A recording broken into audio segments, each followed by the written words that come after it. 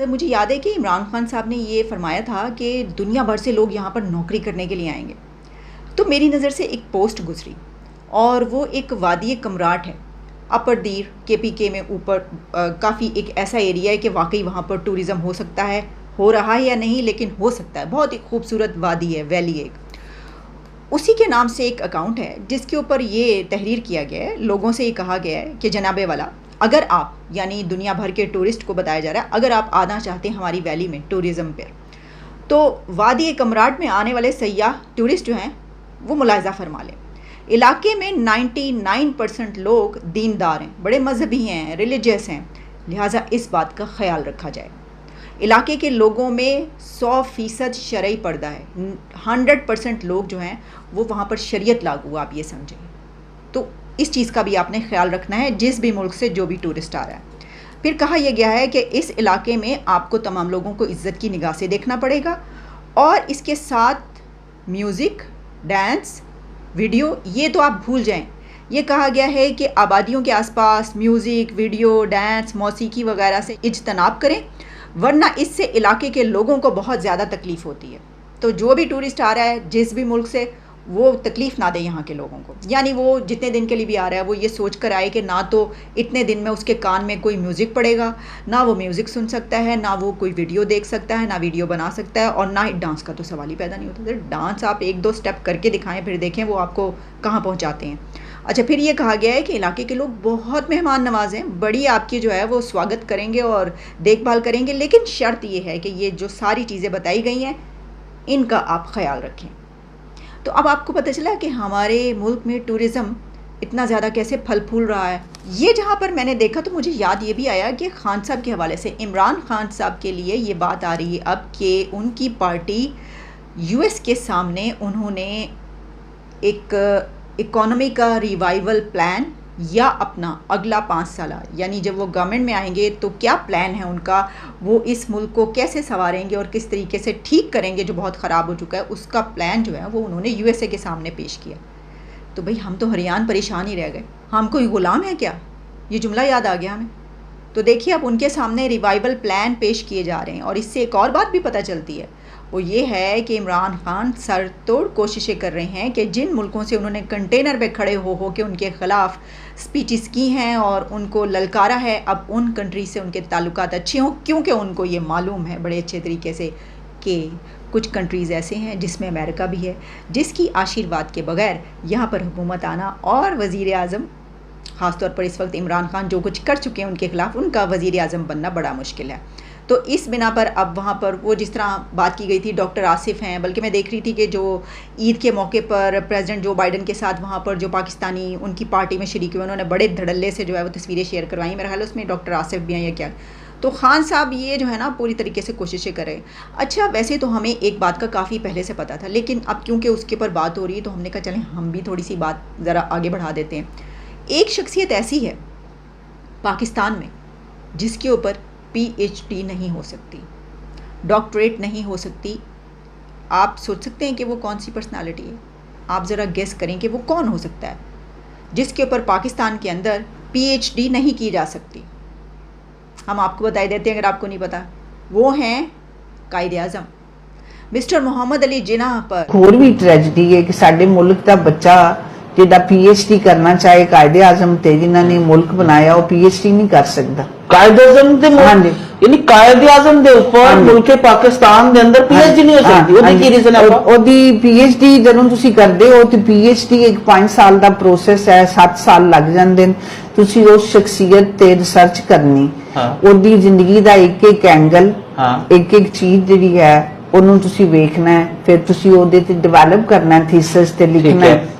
ते वो अगर तुसी करोगे ते जिहड़ी आपां इत्थे मुताला पाकिस्तान विच गलत चीज़ां वालां नूं पढ़ाने आ वो सारियां खुल जाणगियां।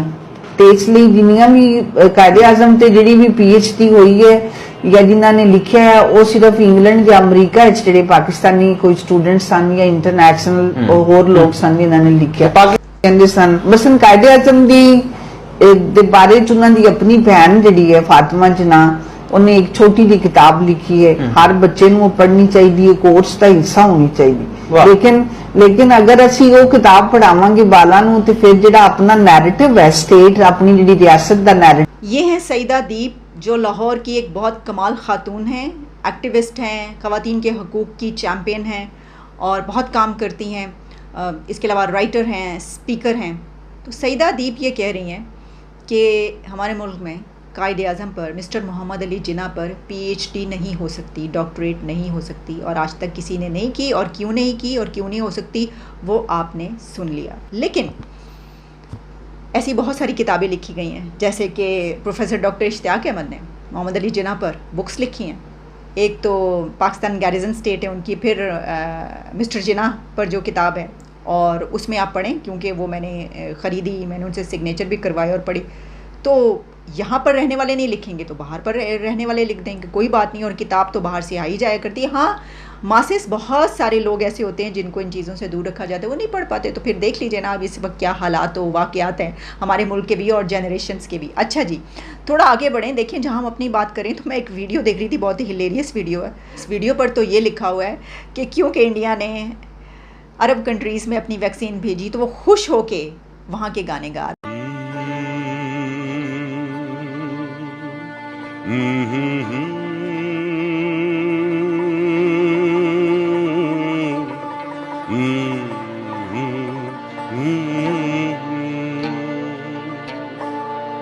मेरी मंकी गंगा, अरे तेरी मंकी जमुना था।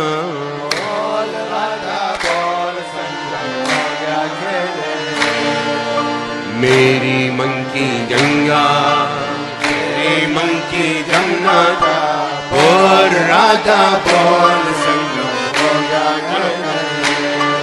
की बात, सऊदी अरेबिया का स्पेस मिशन स्टार्ट हो चुका है और वहाँ पर जो एस्ट्रोनॉट गए हैं सऊदी अरेबिया से, उन्होंने तो बड़ी वीडियोस बनाई हैं और वो वायरल हो रही हैं, बहुत ज़्यादा तस्वीरें, पिक्चर्स बहुत वायरल हो रही हैं। उन्होंने वहाँ से दिखाया है कि स्पेस से मक्का और मदीना कैसे नज़र आता है, सारी लाइट्स और वो। तो इसी के साथ एक और वीडियो भी मुझे नज़र आई, तो मैंने कहा कि ऐसे ही हम ये कहते हैं कि हम पीछे हैं। सऊदी अरेबिया अगर चला गया वहाँ पर तो क्या हुआ, हम चाँद पर सबसे पहले जा चुके हैं। हम चाँद पर उस वक्त गए थे जब अभी अमेरिका भी नहीं गया था। अमेरिका और रशिया चीज़ क्या हमारे सामने सर, हम इन सबसे पहले चाँद पर होकर आ चुके हैं। और सिर्फ हम चाँद पर गए नहीं हैं, सिर्फ हमने चाँद पर कदम नहीं रखा, हमने वहाँ पर आँख मचोली भी खेली है।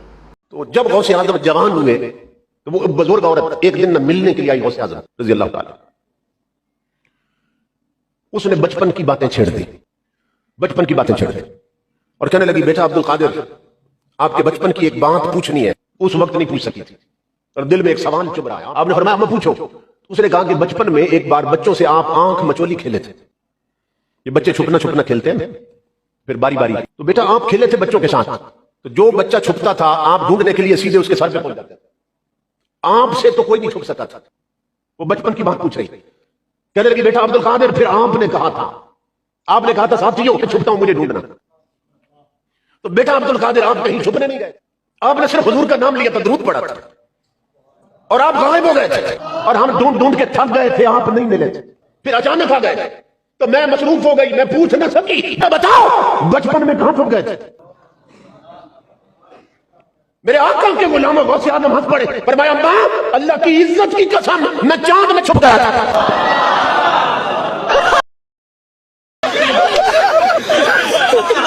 यूरोप की तरफ देखने वालों, अमेरिका की तरफ देखने वालों, अमेरिका पर चांद ने पहले कदम रखा, अमेरिका पर चांद ने पहले कदम रखा।